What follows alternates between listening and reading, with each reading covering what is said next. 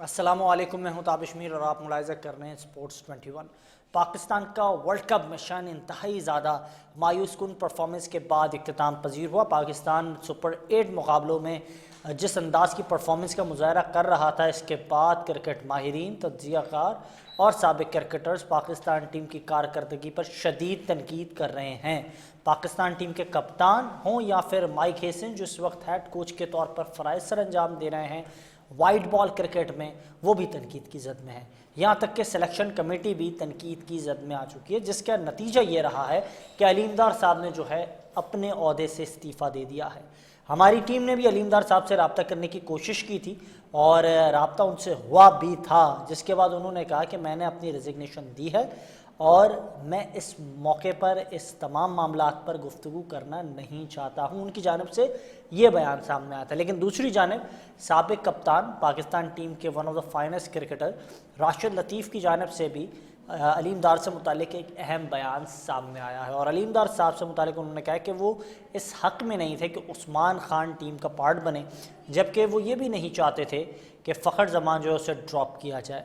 कुछ ऐसी चीज़ें थी जो वो चाहते थे टीम की हों। वो रिजवान को पाकिस्तान टीम का विकेट कीपर कैरी करना चाहते थे। उनसे मुतालिक कुछ चीज़ें और फैसले नहीं हुए, जिसके बाद उन्होंने ये फ़ैसला किया कि मैं अपने ओहदे से इस्तीफ़ा देता हूँ। ये एक बड़ी अहम डेवलपमेंट सामने आई, जिसके बाद हमने देखा कि अब पाकिस्तान टीम बांग्लादेश का टूर करेगी और 8 तारीख मतलब इतवार के रोज़ पाकिस्तान टीम रवाना हो जाएगी बांग्लादेश के लिए। पाकिस्तान टीम वहाँ ओडीआई सीरीज़ में इन एक्शन होगी, जहाँ कौमी स्क्वाड का ऐलान कर दिया गया है। बाबर आजम इस वक्त कौमी स्क्वाड में शामिल नहीं हुए हैं, जबकि साइम अयूब, शादाब खान और मोहम्मद नवाज़ को भी ड्रॉप किया गया है। पाकिस्तान टीम ने नए खिलाड़ियों को मौका दिया है। अंडर 19 में शानदार परफॉर्मेंस करने वाले शुमाइल हुसैन टीम का हिस्सा बने हैं, जबकि दूसरी जानिब अगर पाकिस्तान टीम की परफॉर्मेंस पर बात की जाए तो इस वक्त डोमेस्टिक में जिस मयार की परफॉर्मेंस का मुजाहरा किया पाकिस्तान ये टीम के साथ भी रहे, मास सदाकत, उन्हें टीम का हिस्सा बनाया गया है। ऑलराउंडर्स के हवाले से बात की जाए तो फिर ऑलराउंडर्स को देखते हुए भी अब्दुल समद को चांस दिया गया है, जबकि स्पिन अटैक को देखते हुए फैसल अकरम को एक बार फिर से मौका मुयस्सर हुआ है। ये तमाम वो चीज़ें हैं जिसको लेकर इस वक्त क्रिकेट माहिरीन गुफ्तगू कर रहे हैं। इन पर आज के प्रोग्राम में बात करेंगे और साथ साथ मैं आपको ये बताऊं कि इस वक्त एक अहम बात क्या सामने आई, और वो अहम बात यह है कि इस वक्त पाकिस्तान सुपर लीग जो है उसकी भी तैयारियां यहाँ बहुत ज़ोरों शोरों से जारी है, तो उस पर भी बात करेंगे। लेकिन मुझे इस वक्त ज्वाइन कर चुके हैं पाकिस्तान के दो बड़े फाइनेस्ट क्रिकेटर। मुझे ज्वाइन किया है यूएई से तनवीर मेहदी साहब ने, किसी तारीफ़ पे मोहताज नहीं है, अपने वक्त के one of the finest fast bowlers में से एक फास्ट बॉलर थे। और इनके हवाले से मैं बताऊं, ये अरसा दराज से यूएई में मौजूद हैं और गोल्फ़ की क्रिकेट पर बड़ी गहरी निगाह है। जबकि दूसरी जानिब मुझे हैदराबाद का फ़ख्र, पाकिस्तान का फ़ख्र, और बड़ी शानदार क्रिकेट रही इनकी। अंडर 19 टीम के कप्तान रहे, फिर पाकिस्तान ए टीम को लीड किया एज अ कैप्टन। फिर हाल ही में ही मैंने देखा बहुत एक अहम असाइनमेंट्स इन्होंने जो है वो किए, जिनमें ख़ास तौर पर केविन पीटरसन अकेडमी जो है उधर डायरेक्टर क्रिकेट के तौर पर भी अपनी खदमात दी। कनाडा में ऑस्ट्रेलियंस के साथ काम किया, वहाँ भी डायरेक्टर क्रिकेट के तौर पर अपनी खदमात दी। फर्स्ट क्लास क्रिकेट का एक बहुत मोतबर नाम है अजीम गुम्मन मेरे साथ मौजूद हैं। सबसे पहले बहुत शुक्रिया अजीम गुम्मन कीमती वक्त देने के लिए। और तनवीर मेहदी साहब, आपका भी क्या कहेंगे, ये सारा जो सिनेरियो बिल्डअप हुआ है इसमें अब क्या समझते हैं? दो नाम सामने आए हैं, एक तो नाम आ रहा है सरफराज का, दूसरा नाम आ रहा है बात करूंगा मिसबाह उल हक के हवाले से। तो तनवीर मेहदी साहब, सबसे पहले मैं आपसे बात करना चाहूँगा, क्या समझते हैं बेहतर फैसले बोर्ड की जानिब से अच्छे फैसले किए गए हैं? मेरे हिसाब से तो जो सरफराज का फैसला है वो ज्यादा बेटर है, क्योंकि ऑलरेडी क्या नाम है उनका पाकिस्तान के कोच रह चुके हैं, उन्होंने बहुत सी ऐसी गलतियां की हैं जिसकी वजह से आज टीम को यह खमियाजा भुगतना पड़ रहा है। सबसे पहले तो उन्होंने जो जैसे 2019 में वर्ल्ड कप के बाद सरफराज को कप्तानी से हटाया, सबसे बड़ी चीज तो वो थी, ठीक है ना। और उसके बाद आपकी टीम का तो बुरा हाल ही रहा। बिल्कुल ठीक कहा आपने। अच्छा अजीम गुमन साहब, मैं आपसे जानना चाहूँगा, काइंडली आप इस पर रिस्पॉन्ड कीजिएगा। मेहदी साहब इस हक़ में है कि सरफराज को आपने पार्ट बनाया, लेकिन अगर मैं देखूं ट्रैक रिकॉर्ड, सरफराज ने एशिया कप के दौरान अंडर 19 टीम के साथ बड़ा अच्छा काम किया। आप वहीं तक उसको रहने देते, वो असाइनमेंट उससे 2-4 साल लेते, ये ज़्यादा अच्छा नहीं होता? आपने उनको एक और जिम्मेदारी दे दी, फिर ये भी खबरें चलने लगी वो हेड कोच बने हुए हैं, अजहर महमूद की जगह पर अब वो सर्व करेंगे पाकिस्तान टीम को। एक शख्स के कंधे पर इतनी जिम्मेदारियां, वही कामरान अकमल भी कह रहे थे और बाकी खिलाड़ियों को भी मैंने सुना कहते हुए कि वो कह रहे हैं कि एक शख्स को एक जिम्मेदारी दें, पहले वहाँ उससे काम ले ले, अगर वहाँ डिलीवर ना करे तो फिर उसको रेस्ट दें, किसी और को मौका दें। हमारा सिस्टम एक शख्स को हर जगह आजमाता है, इसके बाद उसको ऐसे बैठा देता है कि उसकी ज़रूरत ही नहीं है, टिश्यू पेपर बना देता है। सबसे पहले तो आपका बहुत बहुत शुक्रिया, आपको अस्सलाम वालेकुम, तनवीर भाई को सलाम। वालेकुम सलाम। और देखें जी, बात बड़ी इतनी सी है, एक बंदे की बात ना करें, इधर एक बंदे बहुत बहुत अच्छे रहे हैं और वो चीज़ें सरफराज अहमद में बिल्कुल कैपेबिलिटी है। एंड आई थिंक सो के पहले माइंड फ्रेम यही था कि उनको नीचे अंडर 19 और ए और शाहीन टीम्स में लगाए रखें जहाँ से मेन प्रोडक्ट आना है फॉर द पाकिस्तान। बट मुझे ऐसा लग रहा है कि अब चीज़ें ऐसी हो गई कि इनके पास कोई एज सच उम्मीदवार नहीं है। और जहाँ सरफराज अहमद का नाम आए तो आई थिंक सो, अगर मुझसे भी अगर आप पूछेंगे तो मुझे दिखता नहीं है कि करंट लॉट में कोई ऐसा है जो कि इस तरह से टेस्ट का कोच बन सकता है। आप अभी हालिया मतलब रिसेंट भी देखें तो हम अभी तक टेस्ट के जितने भी कोचेस थे, जब से जेसन क्लेस्पी का हुआ, तो हम मतलब एक एक सीरीज के लिए कोच बना रहे थे। तो अब ये एक अच्छी चीज़ है, मेरे हिसाब से तो एक अच्छी चीज़ है। हाँ, बट अगेन जो इनकी प्लानिंग थी कि उनको नीचे लेवल पे ज़्यादा लेके चलना, तो ऑफकोर्स जब वो एक बार ऊपर की टीम में आ जाएंगे तो नीचे आई एम प्रीटी श्योर पर ये किसी और को जिम्मेदारी देंगे, क्योंकि वो बहुत मुश्किल हो जाएगा, वो हो भी नहीं पाएगा। अजीम, बट अगर बिल्कुल आप ये आपने पूछते हैं बिल्कुल कि ठीक कहा अजीम कि सरफराज का एक बड़ा पॉजिटिव नेम है, लेकिन why not Younis Khan, why not Mohammad Yousuf, why not, अगर मैं बात करूं जिस तरीके से आपकी सर्किट के अंदर डोमेस्टिक में भी काम करते हुए दिखाई दिए दीगर और पाकिस्तान के फॉर्मर क्रिकेटर्स हैं, यासिर हमीद हैं, वो बैटिंग कोच के तौर पर कंसीडर किए जा सकते हैं, और भी बहुत सारे, इमरान नज़ीर हैं, वाई नॉट मोहम्मद हफीज़, ये सारे नाम भी तो हैं, हम इन पर क्यों नहीं सोचते हैं? देखें, ये नाम अगर आ जाते तो फिर आप और हम ही बैठ के बोल रहे होते इनको फिर ले आए। तो इस चीज़ पे तो आप क्रेडिट दें कि कम से कम वो बंदा आ रहा है जो पहले नहीं आया, राइट। जिनके भी आपने नाम लिए हैं एक का दुक्का छोड़ के, ये सारे पहले भी आए हैं, तो अगर पहले आए तो हटे क्यों, राइट। तो अब एक बंदा आ रहा है, और देखें मुझे तो अगर आप मुझसे पर्सनली पूछे, लेकिन तो जो कंट्रीब्यूशन सरफराज अहमद का है, अजीम गुम्मन, एक ये भी अप्रोच पाई जाती है कि यूनुस खान को अगर आप लाएंगे तो वो जो एक बैलेंस है डिसिप्लिन का वो भी क्रिएट होगा, एक जो क्रिकेट प्रोफेशनलिटी है वो भी सामने आएगी। फिर यूनुस खान का ट्रैक रिकॉर्ड आपने भी देखा है, मैंने भी देखा है, बड़ा ज़बरदस्त रहा है। आपने कभी अपॉर्चुनिटी फवाद आलम को भी नहीं दी। ये सारे नाम हैं, हम गौर कर सकते हैं, हम शायद नाम लेते नहीं हैं या सोचते नहीं हैं, ऐसा लग रहा है। नहीं, बिल्कुल ठीक कह रहे हैं। जहाँ तक यूनुस भाई की बात है, मेरे ख्याल क्या बात करनी, जो उनकी सर्विसेज हैं और सारी चीजें, what I am trying to say कि वो पहले भी रहे हैं, राइट। पहले भी कोच रहे, फिर छोड़ गए, अपनी वजूहत से छोड़ गए, कुछ चीजें, असूली आदमी, we all know that, right. बिल्कुल कर सकते थे, बट ऑफ कोर्स कुछ उस प्लान में नहीं आ रहे होंगे, उनके नहीं समझ आ रहा होगा। बट एट द मोमेंट मैं कहना ये चाह रहा हूँ कि जो नाम इस time Pakistan cricket board as a coach for the test team लेके आया है, आई थिंक सो वो बहुत स्ट्रॉन्ग नाम है, और वो ऐसा नाम नहीं है। मेरा एक अपना बिलीव होता है, क्योंकि मैं खुद भी ज्यादातर कप्तानी में ही खेला हूँ, कप्तानी करके ही खेला हूँ। मेरा एक बिलीव है, मुझे ऐसा लगता है कि जिन्होंने कैप्टनसी की हो उनके लिए इस तरह के रोल्स, मैं ये नहीं कह रहा कि दूसरे नहीं कर सकते, डोंट टेक दैट वे, मेरा अपना एक बिलीव है कि उनके लिए रोल्स इस तरह के इजी होते हैं, क्योंकि इसमें भी आपको जाहिर सी बात है आपने डिसीजंस लेने होते हैं चीजें। एक बंदा आपके पास अंडर 19 वर्ल्ड कप उसने आपको जिताया, चैंपियंस ट्रॉफी आपको उसने जिताया।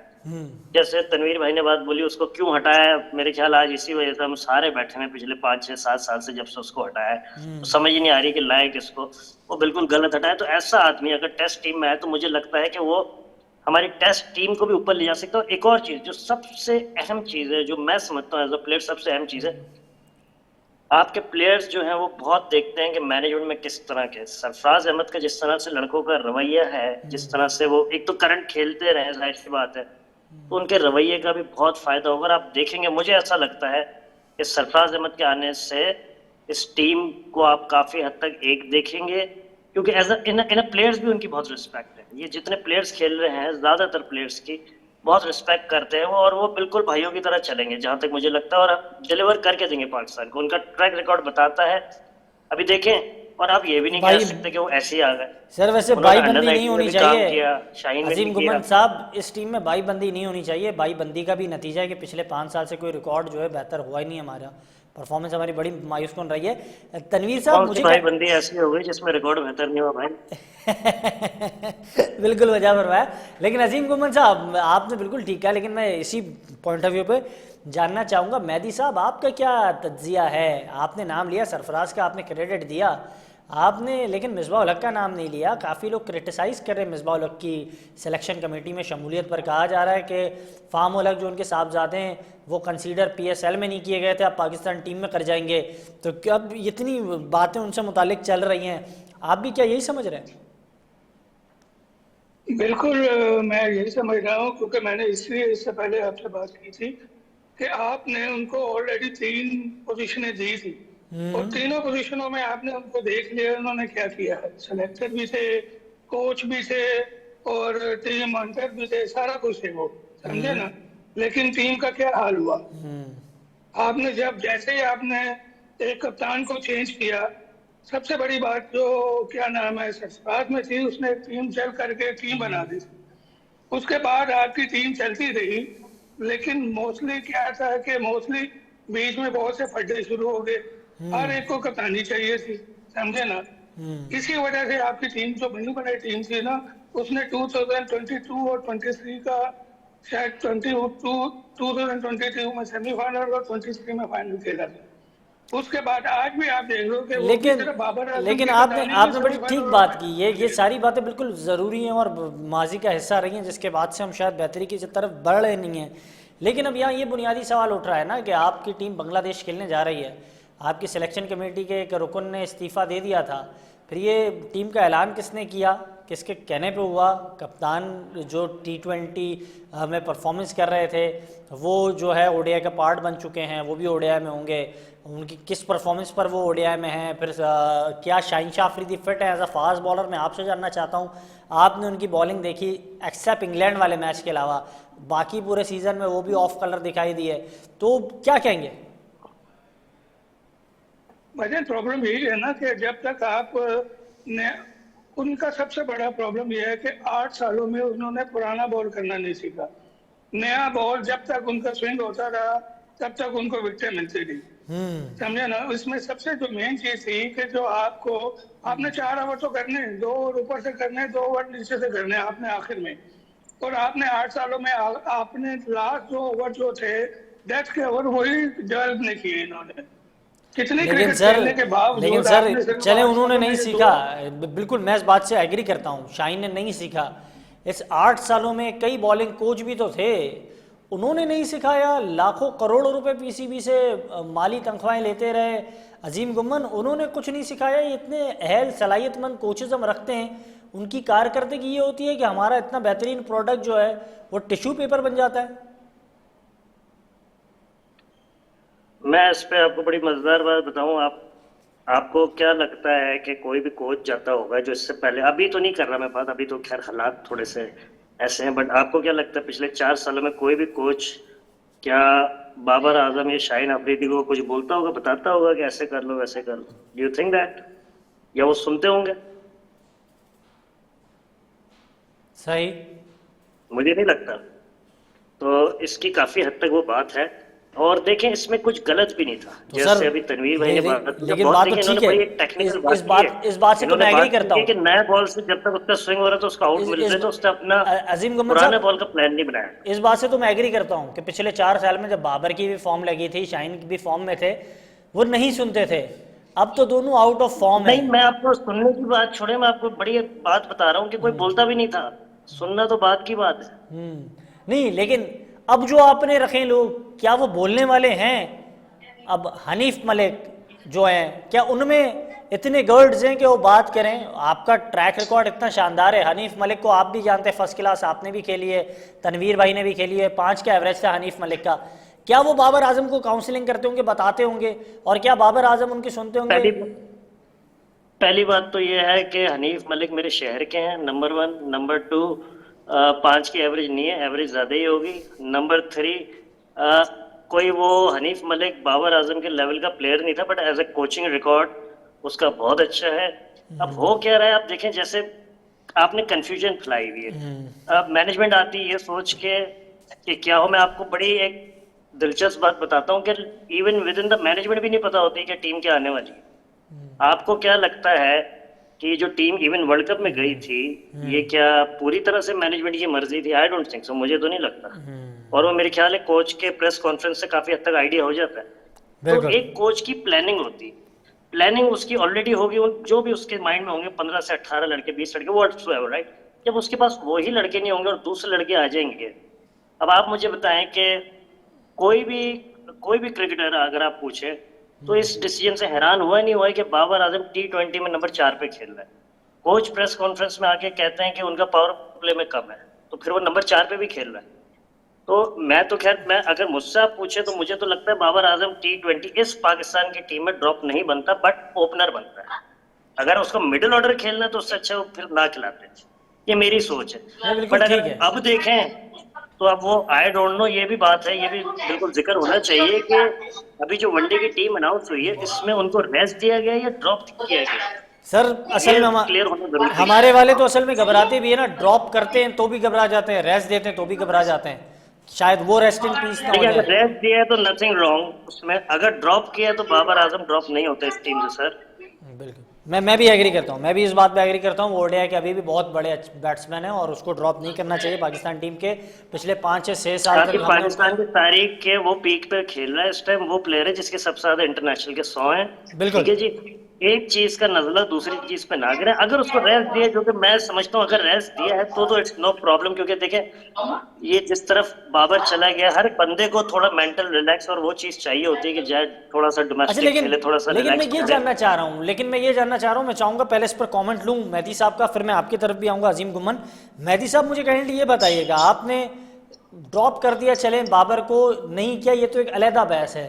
आप फखर को नहीं खिला रहे हैं ओडीआई के अंदर, क्या वजह है? शाइम अयूब को आपने कहा बेहतरीन ऑलराउंडर बन गया, अब ओडीआई में आप उसको नहीं खिला रहे।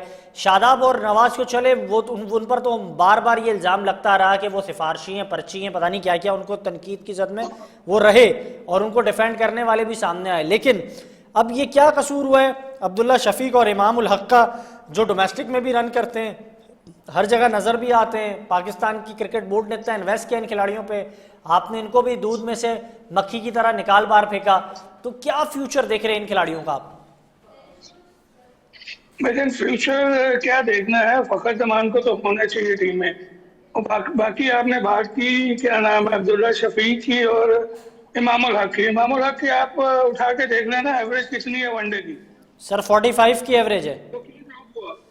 हाँ, 55 की एवरेज है ना, आप देख लें उसकी एवरेज कितनी है। अब्दुल्ला शफीक बदकिस्मती से पिछले 8-10 मैचेस में उन्हें उसके रन भी नहीं हुए, समझे ना। चलो उसको ड्रॉप होना बनता था, लेकिन इमाम उल हक का तो मुझे समझ नहीं आता वो कैसे ड्रॉप हुआ, जबकि उसकी 50 से ऊपर की क्या नाम है एवरेज है। और इसके अलावा फखर जमान का इट इज वेरी सरप्राइज कि आप उसको वनडे में भी नहीं रख रहे, क्योंकि ये मुझे समझ नहीं आई। साहिब अयूब को आपने बहुत चांस दे दिया यार, ही मैं मानता हूँ कि टैलेंटेड प्लेयर है, लेकिन टैलेंट का ये बात नहीं है कि आपने उसको 50-60 मैच खिला दिए फिर भी उसने नहीं कुछ किया। ठीक है, आप रखो साथ, लेकिन ये बात ये नहीं है कि आप उसको इतना चांस अभी किसी और प्लेयर को भी मिल जाता ना तो वो भी बहुत अच्छे रन कर देता। बिल्कुल बिल्कुल ठीक कहा। अजीम गुमन, आप क्या कहेंगे इस मामले पर? देखें, अब आप मेरे मुंह की बात छीन ली। मेरे तो समझ ही नहीं आती कि इमाम उल हक पहले भी और अभी भी वनडे टीम से बाहर क्यों हो तो और अभी क्यों नहीं है, मेरे तो नहीं समझ आती। If you ask me, he is the best opener currently, जिसने परफॉर्म भी किया, जिसने डिलीवर भी किया यार। 9 या 10 इंटरनेशनल 100 है उसके, बड़े कम मैचेस में, बड़े कम स्पैन में। मुझे नहीं समझ आती, वो एक तो अच्छे फील्डर भी हैं, तो मुझे नहीं समझ आई कि वो क्यों बाहर है। एक और मैं चीज जरूर बोलूंगा जिसका अब इन्होंने अगर मतलब सोचा ही था, क्योंकि देखें आपको एक और भी चीज देखनी है, वनडेज आ गए, आप वनडे क्यों खेल रहे हैं? आपके लिमिटेड मैचेस है, 13-14 मैचेस है वर्ल्ड कप से पहले, तो आपके पास पहले ही मैचेस कम है और जिसमें आप ड्रॉप कर रहे हैं प्लेयर या रेस्ट दे रहे हैं। अब आई डोंट नो कि बाबर आजम का प्लान में नहीं है जो ड्रॉप किए जा रहे हैं, क्योंकि आपके मैचेस बहुत कम है वर्ल्ड कप से पहले, नंबर 1। ठीक है जी, तो आई डोंट थिंक सो ऐसा हो सकता है कि बाबर प्लान में ना हो, ये एक गलत फहमी होगी या वो चीज होगी। बाबर डेफिनेटली प्लान्स में भी होगा और अगर तो वाकई ही उसको रेस्ट दिया गया तो ये चीज क्लियर करें आके, क्योंकि ड्रॉप तो मेरे ख्याल है नहीं, जो लेकिन उसके ओपोनेंट भी हैं वो भी नहीं ऐसा मानेंगे तो कि नहीं इस है, फॉर्मेट में ऐसा तो नहीं है, हमारा बाबर को बोर्ड ड्रॉप इस होना वक्त चाहिए। ऐसा एक तो नाम नहीं है, जरूर मैं लूंगा, लेकिन एक नाम मैं जरूर लूंगा, सॉरी जी आपकी जी बात काट रहा जी हूँ, जी एक नाम जरूर लूंगा जिसको मेरे हिसाब से, अगर ये इतने सारे विकेट कीपर ट्राई कर ही रहे थे, ट्राई बेसिस पे कर ही जा रहे हैं, तो एक हसीबुल्ला का क्या कसूर है यार, नहीं, जो मैं पिछले इस 5-6 मौजू पर साल भी तक आऊँगा, डोमेस्टिक में बड़े रन कर रहा है यार। इस मौजू पर भी आऊँगा, आपसे बात भी करूँगा इस पर। लेकिन जो आप बाबर के हवाले से बात कर रहे हैं, मुझे काइंडली इस पर बताइए कि ऐसा तो नहीं है कि इस वक्त बोर्ड जो है आर्जी तनकीद से बचने के लिए बाबर को ड्रॉप कर रहा है, फिर थोड़ा माहौल बेहतर देखेगा, बाबर वापस से टीम में होंगे? देखिए मैं आपको क्लियर बता दूं, आपको भी पता है मुझे भी पता है, वनडे टीम बाबर के बिना कंप्लीट नहीं बनती। हाँ T20 होता तो शायद हम लोग डिफरेंट राय रख सकते थे, आपको आपको भी आइडिया है और मुझे भी आइडिया। मुझे ऐसा लगता है कि ये चीज क्लियर करना बहुत जरूरी थी जब प्रेस रिलीज हुई है टीम की ना, कि अगर तो आप उसमें क्लियर लिख देते कि यार उसको रेस्ट दिया गया है हमें हमारी मैने में, तो बड़ा क्लियर रहता। बट प्रॉब्लम यह है कि टीम अनाउंस हो गई, क्लियरिटी कोई नहीं थी, तो उसको ड्रॉप का नजरिया दिया जा रहा है, जो कि आप मैं हम सब यही समझ रहे हैं कि वो ड्रॉप हुआ है। और जहां तक ड्रॉप की बात होगी तो आई थिंक सो कोई भी एग्री नहीं करेगा वनडे क्रिकेट में बाबर ड्रॉप हो। मुझे नहीं लगता कोई भी एग्री करेगा इस बात पे कि वनडे क्रिकेट में बाबर आजम का ड्रॉप बनता है। जहां करना चाहिए वहां करते नहीं है, और जहां नहीं करना चाहिए वहां कर रहे हैं। बिल्कुल बिल्कुल, आपने वजह फरमाया। अच्छा, ये तो सारा सिनेरियो हमने देखा। अब आप you are talking about wicket keepers, और विकेट कीपर के हवाले से जब बात हम करते भी हैं तो उसमें बुनियादी तौर पर हम वर्ल्ड कप का ही सिनेरियो देख लें। Usman Khan no doubt PSL में उनकी परफॉर्मेंस थी, लेकिन वो पाकिस्तान के लिए वैसे प्रोडक्ट नहीं थे। अगर वो तनवीर मेहदी साहब जिस मुल्क में इस वक्त सर्व कर रहे हैं वहाँ की क्रिकेट को वहीं रहते तो बहुत बड़ा नाम बन जाते। वो पाकिस्तान के लिए खेल गए, लेकिन पाकिस्तान के लिए उन्होंने जो खेला अल्लाह ही बेहतर जानता है कैसे उन्होंने खेला। तनवीर मेहदी साहब, गाजी गौरी पार्ट बन गए इस वक्त पाकिस्तान टीम के, उनकी कोई परफॉर्मेंस नहीं है। अगर किसी को रेट करना था तो फिर मिर्ज़ा साद बेग का क्या कसूर था, उसकी क्या गलती थी? रनों के अंबार उसने डोमेस्टिक में लगाए, उसको आप खिला देते। फिर रोहिल नज़ीर, बिस्मिल्लाह खान, सैफुल्ला बंगश और हसीबुल्ला, इनका क्या कसूर था? हसीबुल्ला के हवाले से बात भी की जाए, डोमेस्टिक सीजन में अपनी टीम को रिप्रेजेंट नहीं कर रहे थे, लेकिन वो जिस पाए के खिलाड़ी हैं हम सब ने उन्हें देखा है कि वो बड़े ज़बरदस्त बैट्समैन हैं। बिल्कुल आप सही कह रहे हैं, यही तो सबसे बड़ी प्रॉब्लम है यार हमारे पाकिस्तान की, कि जो बंदा करंटली खेल रहा है आप उसको खिलाते हैं, एक आध मैच खिलाते हैं, उसको फारिग कर देते हैं भाईजान। आपको मैं एक छोटी सी एग्जांपल देता हूँ ब्रायन लारा की। ब्रायन लारा जब वेस्ट इंडीज टीम में आया था ना, तो उसको 2 साल वेस्ट इंडीज टीम ने अपने साथ साथ रखा था। उसको टूर में एक आध मैच खिला देते थे, और वो जो उसके बाद वो 2 साल के बाद फिर वो टीम का परमानेंट प्लेयर बना, और एंड ऑफ द डे वो वर्ल्ड ग्रेटेस्ट बैट्समैन बन गया। ये इसको कहते हैं कि आप अपने टैलेंट को किस तरह यूज करते हैं। हम अपने टैलेंट को इतना खराब करते हैं, एक आध मैच देते हैं। आजकल तो फिर बहुत अच्छा है कि यार आप 10, 15, 20 मैच देते हो, लेकिन वो जो मैच देते हो आपको उनका जो क्या नाम है टैलेंट है उसको भी निखारना चाहिए ना। सारा यही तो नहीं है कि आप क्या नाम है उनको खिलाओ और वो रन नहीं कर रहे या कुछ नहीं कर रहे, तो उसको आपको बताना पड़ेगा। जैसे अभी आपने एक बात की थी, एक अभी आबिद अली जो कोच साहब आए हैं, अभी मुझे एक चीज बताओ कि बाबर आजम इतना ग्रेट प्लेयर है, कोच उसको क्या बताएगा? ठीक है, मेरे सर यही तो मसला है सर, यही तो हमारे सिस्टम का मसला है कि वक्त से पहले हमारे यहाँ साइम अयूब को सईद अनवर बना दिया, फिर वो एशिया कप जब खेल रहे थे तो सईद अजमल बन गए। अब वो ना सईद अनवर रहे ना सईद अजमल रहे, साइम अयूब भी नहीं रहे। यही तो हमारे सिस्टम का मसला है सर। भाई यही तो हमारा प्रॉब्लम है। वो एक फास्ट बॉलर आए थे खुर्रम शहजाद, उसको डेल स्टैंड बना दिया आपने, ठीक है, वो दूसरे मैच में अनफिट हो गए, बैक पकड़ ली उन्होंने। यही तो सारा सबसे बड़ी प्रॉब्लम है। मैं एक बात कर रहा था बाबर आजम की जी, तो उस पे बाबर आजम को आप क्या सिखाओगे? मैं तो उसको एक सजेशन दूंगा बाबर आजम को कि भाई किसी कोच को किसी को सुनने की जरूरत नहीं, आप अपनी पुरानी वीडियोस निकाल के मैचेस को देखो कि आप क्या गलती कर रहे हो, उससे आपको पता चल जाएगा आपकी मूवमेंट या उसमें क्या प्रॉब्लम है, उसी से आप अपने आप को ठीक कर सकते हो। बिल्कुल ठीक कहा आपने, लेकिन एक बुनियादी बात अब ये है देर आए या दुरुस्त आए, क्या समझते हैं इस वक्त? आप भी फर्स्ट क्लास क्रिकेट को फॉलो करते हैं, खेलते हैं। Azeem Ghumman, Shumail Hussain, one of the finest cricketer in currently domestic season, बड़ा अच्छा उन्होंने परफॉर्म किया। मां सदाकत, जिस पाई की उन्होंने बैटिंग की, पाकिस्तान शाइन्स का पार्ट भी रहे, आप पाकिस्तान शाइन्स को लीड कर चुके।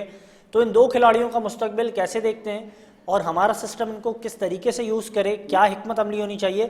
ये सवाल मैं आपसे इसके लिए कर रहा हूँ, रिसेंटली आप केविन पीटरसन एकेडमी जो इंग्लैंड में है वहाँ अपनी सर्विसेज देकर आए हैं, आपको ये चीज़ों का पता है एज अ डायरेक्टर क्रिकेट के किस तरीके से चीज़ों को डील किया जा सकता है? एक तो ये है कि वहाँ पे काम बहुत मुख्तलिफ होता है यहाँ से, ठीक है जी। दूसरी बात ये है कि आपने बात की शुमाइल हुसैन की और माज सदाकत की। देखे, आई नो 6 अनकैप्ड प्लेयर्स आए हैं टीम में, लेकिन but काइंडली मुझे ये दो बताइएगा बच्चे अजीम ऐसे गुमन, हैं। मैं इंटरप्ट कर रहा हूँ, सॉरी, वहाँ से काम मुख्तलिफ यहाँ होता है, यहाँ क्या कॉल पर काम हो जाता है, वहाँ बाकायदा नेट्स पर खिलाड़ी को देखने के बाद काम होता है? नहीं, एक इश्यू है डोमेन, अच्छा, it's as simple as that. हर किसी को अपनी डोमेन पता है कि यार मेरी ये डोमेन है, मैंने ये काम करना। हाँ, यहाँ डोमेन किसी भी जगह पे दिखती नहीं है। मैं अभी की बात नहीं कर रहा कि अभी का बोर्ड है, लेकिन मैं अभी तो खेल रहा हूँ जब से, माजरत के तो नहीं साथ पता होता। इवन हम भी कप्तान होते थे तो हमें भी 4 बातें कोई वो बंदा बोल के चला जाता जिसकी हम भी सुनते थे, यार ये क्यों बोल रहा है, इसका क्या नहीं, लेकिन अभी तो शायद मैं तो नकवी डोमेन की साहब, बात करूँ, it's as simple as that. लेकिन अभी शायद नकवी साहब कह रहे हैं कि मैंने सबको सबके डोमेन में काम करने की इजाज़त दे दी है, मैं सेलेक्टर्स को कोई हिदायत नहीं करता, कोच को कुछ नहीं कहता, कप्तान अपना काम खुद कर रहा है। देखिए, अच्छी बात है अगर नहीं देते। आपने सिलेक्शन में बात की शुमाइल हुसैन और माज सदाकत जी, जी। की, तो इन दोनों के लिए तो मैं ये बोलूँगा, देखें मुझे इन दो की सिलेक्शन बुरी नहीं लगी पर्सनली, क्योंकि परफॉर्म करते हुए आई नो एक के साथ टैग लग रहा है उसके वालिद की वजह से, but that has nothing to do. वो बच्चा खेल रहा है 2-3 साल से, उसने परफॉर्म किया। हाँ, कुछ बच्चे ऐसे हैं, मैं किसी की सिलेक्शन पे मैं नहीं कहता, आई मीन अल्लाह करे सारे बच्चे खेले, बट कुछ बच्चे ऐसे हैं जिनकी आपने सिलेक्शन की है जो कि लिस्ट के 2-3 मैच भी नहीं खेले हुए। मुझे लगता है उनके साथ जाती है इस टीम में रखना, ये उनकी नहीं। देखें, इसमें प्लेयर का कसूर नहीं है, ये सवाल सेलेक्टर्स से होने चाहिए। ये सेलेक्टर्स कर रहे हैं जो कर रहे हैं। मुझे ऐसा लगता है जिन बच्चों को बुनियादी तौर पे सही है, क्रिकेट का आप हाईलाइट कर रहे पता हैं, नहीं है, जो खेले ही 2-3 मैच, वो कैसे उस तरह उस प्रेशर में किस तरह से वो अपने आप को, अगर अच्छे भी होंगे, मान लेता हूँ अच्छे हैं, इसमें कोई शक की बात नहीं है, ऐसे बहुत अच्छे आते हैं। इंडिया के पास सूर्यवंशी आया है, 300 के स्ट्राइक रेट से खेलता है, क्या उसको इंडिया की टीम में लिया है? नहीं, ऐसा नहीं है। आपके पास समीर मिना साहब, उसको भी नहीं लाए, बट आप 2-3 मैच पे खेल के किसी को भी ला रहे हैं ना, तो मुझे लग रहा है कि वो आप अगर इस तरह आपको लाना था, अगर आपको इस तरह लाना था तो आप असगर को ले आते, मोहम्मद फाइक को ले आते, लेकिन आपने साद मसूद को ले आया जिसने लिस्ट के कितने मैचेस नहीं खेले। I agree on your point, आप यही कहना चाह रहे यही हैं? तो बात है ना, यहाँ ना आने का पता ना जाने का पता, तो यही तो इश्यू है ना। मतलब प्रॉब्लम ये है कि मुझे और कुछ नहीं, बच्चे ये सारे अच्छे होंगे, मैं आपको बताऊं, हम ऐसे ही बात कर रहे हैं, ये जितने सिलेक्ट हुए होंगे अच्छे क्रिकेटर्स होंगे, बट कुछ क्रिकेटर्स के साथ मुझे ऐसा लग रहा है गलत किया जा रहा है। इसकी परफेक्ट मिसाल है बहुत। बाबर आजम की आज हम बात कर रहे हैं ना, ग्रेट है ग्रेट है, बाबर आजम ऐसे ही आ गया था कि नहीं, मैं अंडर 19 का कप्तान था, अंडर 19 में उसने ठीक ठाक परफॉर्म किया, फिर उसके बाद वो फर्स्ट क्लास खेला, फिर वनडे खेला, फिर कहीं 2014-15 में जाके वो आया। तो इस तरह आपको एक मंजवा प्लेयर मिलता है जो उधर कामयाब करे। मैं ये नहीं कह रहा कि कामयाब नहीं हो सकते, बिल्कुल हो सकते हैं, और ऐसी चीजें हुई हैं, बट इन जनरल जिस तरफ हम चले गए हैं, तो आई थिंक सो जिन्होंने बहुत ज्यादा डोमेस्टिक में परफॉर्म किया था, उनका राइट पहले बनता है। एक और खिलाड़ी है शाजेब खान जिसका नाम है, बड़ा अच्छा डोमेस्टिक में परफॉर्म कर रहा था, पाकिस्तान अंडर 19 टीम का ही पार्ट रहा, बड़ा अच्छा परफॉर्मर था, उसका क्या कसूर है? उसके मुतालिक भी बार बार बात की जाती है, लेकिन मेरे पास वक्त सर का... यूं तो बहुत से प्लेयर आ जाएंगे, अगर नाम लिया जाए। शाजेब की आप बात कर रहे हैं, मेरे ख्याल सबसे ज्यादा रन ये जितने बच्चे आप गिना रहे हैं अगर 2 सालों में है तो अजान अवैस के। अजान अवेज, यस, अजान अवेज हो गए, बिल्कुल ठीक है। अच्छा, जाते जाते आखिरी सवाल मैं करना चाहूँगा। इस वक्त एक बुनियादी सवाल उठा है और वो ये उठा है कि मोहम्मद हफीज़ साहब जो है वो शाहीन शाह अफरीदी के हक़ में आ गए हैं और वो कह रहे हैं कि इन्हें T20 आईज में कप्तान होना चाहिए। मेहदी साहब, आप भी इस हक़ में शाहीन को T20 का कप्तान होना चाहिए? तो भाईजान, यही जो हमारे जो प्लेयर है ना, इन्होंने सारा कुछ काम खराब किया हुआ है, समझे ना। इन्होंने ही बस एक दूसरे को दोस्ती यारी निभा रहे हैं। ये वहां पे भी दोस्ती यारी निभाई जाती है चैनलों में बैठ के, कि उसके ससुर कह रहा है कुछ, उसका ससुर कह रहा है, अब दोनों ससुरों ने टीम चलानी है तो फिर टीम का अलग। लेकिन सर एक ससुर तो कह रहा है कि मेरे दामाद को नहीं खिलाओ, एक ससुर तो कह रहा है मेरे दामाद से अच्छा कोई खिलाड़ी नहीं है। अब कौन से सर की सुननी है? भाई दोनों की सुन लो। दोनों की सुन लें। दोनों की सुन लो, दोनों की सुन लो, क्योंकि दोनों के अलावा तो टीम बननी नहीं है। लेकिन एक को वाइस एक कप्तान जो बनना है, एक को कप्तान लेकिन एक जो बनना है। कह रहा है मेरे दामाद को नहीं खिलाओ, उसकी वाहवाही हो रही है, वो कह रहे सही कह रहे हैं, लोग उसको बड़ा पसंद कर रहे हैं। एक जो कह रहा है मेरे दामाद को खिलाओ, वो बड़ी तनकीद की जद में, और उनका दामाद भी बड़ी तनकीद की जद में आ रहा है। ओ भाई यही बात है ना, तो एक जिसका तो सर कह रहा है कि उसको ना खिलाओ, उसको पता चल गया ना कि मेरे क्या नाम है जो बच्चा है उसकी परफॉर्मेंस नहीं हो रही, तो उन्होंने तो कहना इसको ना खिलाओ, क्योंकि थोड़ा सा रेस्ट दो, रेस्ट देने के बाद फिर आएगा सर परफॉर्मेंस करेगा। लेकिन सर और दूसरे जो है अजीम गुमन, जी। मुझे ये बताइएगा अजीम गुमन, जाते जाते मैं आपसे आखिरी इनपुट लेना चाहूंगा। सबको तो कप्तान बना दिया है, अब मैं समझता हूँ सर चेयरमैन साहब ही रह गए हैं वो कप्तान बन जाए, आपने तो सबको कप्तान बना दिया। मैंने बना दिया। हाँ, हमारे सिस्टम ने बना दिया ना। देखिए अब यही बात है ना, मैं जो शो के स्टार्ट में बात की थी कि एक सरफराज अहमद को कप्तानी से हटाना आज तक भुगत रहे। अब फिर उसके बाद चीजें आप देखें ना, बाबर आया, बाबर गया, शाहीन आया, बाबर आया, फिर शाहीन आया, फिर रिजवान आया, सलमान आया, फिर कह रहे शाहीन आया। मतलब आई डोंट नो यार। मैं एक बात बताऊं, बड़ा लोग गलत समझते होंगे इस चीज को, मुझे एक चीज बड़ी अच्छी लगी, ठीक है जी। मैं तो खैर कुछ बहुत ही अरसे से एक बात कह रहा हूँ कि यार एक डोमेस्टिक प्लेयर खेलता है, ठीक है जी, उस बेचारे को ये नहीं पता कि मैं प्रैक्टिस क्या करूं। मैं अपना बता रहा हूँ जी आपको, उसको पता ही नहीं कि मैं प्रैक्टिस लाल बॉल से करूं, सफेद से करूं, 1 महीने बाद फर्स्ट क्लास है, T20 है। यार कुछ भी करके कोई सिस्टम, ये भी सिस्टम है ना, सही है, सर कुछ खराब नहीं है। कैसे होगा उस पर बेचारे चलने को, तो दो, कैसे 7 पता होगा? साल 10 साल चलने तो अजीम दो, गुमन, 7 महीने नहीं चलता, चीज चेंज हो जाती आप है। इतने 7 8 10 साल ईमानदार, चलने तो दो। आप इतने ईमानदार और अच्छे क्रिकेटर हैं, आप बिल्कुल ठीक बात कह रहे हैं, लेकिन मुझे बताएं कैसे पता होगा जब आपकी क्रिकेट का जो डायरेक्टर डोमेस्टिक क्रिकेट है वो खुद ही किसी ज़िले के अंदर माजी में डीसी रहा है, उसको क्रिकेट का कुछ मालूम नहीं है।